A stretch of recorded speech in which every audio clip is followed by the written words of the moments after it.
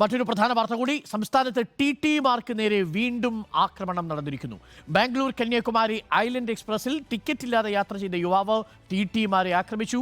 കൊല്ലം സ്വദേശി അശ്വിനാണ് ആക്രമണം നടത്തിയത്. ഇയാളുടെ ഒപ്പമുണ്ടായിരുന്ന സുഹൃത്ത് ആഷിഖിന്റെ കയ്യിൽ നിന്ന് കഞ്ചാവും പിടികൂടിയിട്ടുണ്ട്.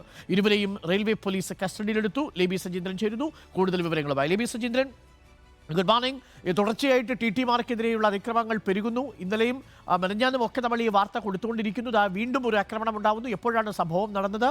പ്രതിയെ പിടികൂടാനായിട്ടുണ്ട്. RPF കൃത്യമായ നടപടി എടുത്തുവെന്നാണ് ഞാൻ മനസ്സിലാക്കുന്നത്. ടി.ടി.മാരുടെ നില എന്താണ് ഇപ്പോൾ?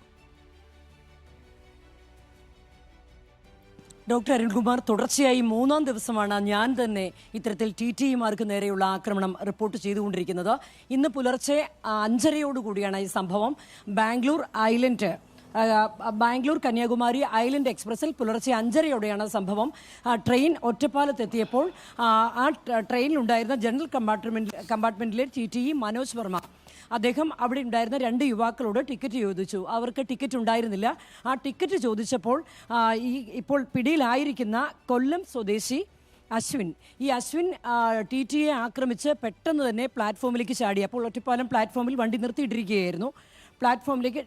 അപ്പോഴേക്കും വണ്ടി വടക്കാഞ്ചേരി സ്റ്റേഷനിലെത്തി.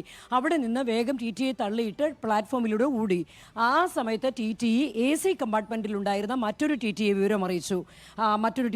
ഷമ്മിയെ വിവരമറിയിച്ചു. ഷമ്മി വേഗം പുറത്തേക്ക് ഇറങ്ങി, ട്രെയിനിൽ നിന്ന് പുറത്തേക്ക് ഇറങ്ങി ആ ഓടുന്ന പയ്യൻ്റെ അടയാളം പറഞ്ഞു. ഓടുന്ന യുവാവ് വെള്ളയും ഡ്രസ്സിട്ട് ഓടുകയാണെന്ന് പറഞ്ഞു. സംശയം തോന്നി പിടിച്ചു നിർത്തിയപ്പോൾ ആ രണ്ടാമത്തെ TTEയും ആക്രമിച്ച് ഇയാൾ കടന്നു കളഞ്ഞു. അപ്പോഴേക്കും ട്രെയിൻ റെയിൽവേ സ്റ്റേഷനിൽ നിന്ന് എടുത്തു. ട്രെയിൻ എടുത്തപ്പോൾ ഇവർ രണ്ടുപേരും കാണുന്ന കാഴ്ച ഏറ്റവും പുറകിലെ കമ്പാർട്ട്മെൻറ്റിലേക്ക് ഈ ആക്രമിച്ചിട്ട് ഓടിയ യുവാവ് കയറുന്നതാണ്. വേഗം തന്നെ ഇവർ റെയിൽവേ പോലീസിന് വിവരം അറിയിക്കുന്നു. ട്രെയിൻ അപ്പോഴേക്കും അടുത്ത സ്റ്റേഷനിലെത്തുന്നു.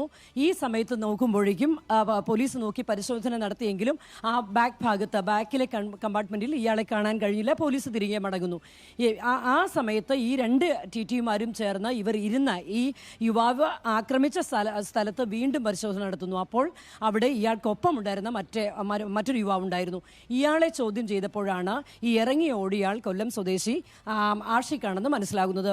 വേഗം ഈ രണ്ടാമത്തെ ആള് അശ്വിൻ്റെ ഫോണിൽ നിന്ന് ആഷിഖിനെ ഇവർ വിളിച്ചു വരുത്തുന്നു. അപ്പോഴേക്കും തിരിച്ച് 2 പേരും എത്തുന്നു. ഇവരുടെ നിർബന്ധപൂർവ്വം ഇവരുടെ കയ്യിലുണ്ടായിരുന്ന ബാഗ് പരിശോധിച്ചപ്പോൾ അതിൽ അശ്വിൻ്റെ കയ്യിലെ ബാഗിൽ കഞ്ചാവും ഉണ്ടായിരുന്നു.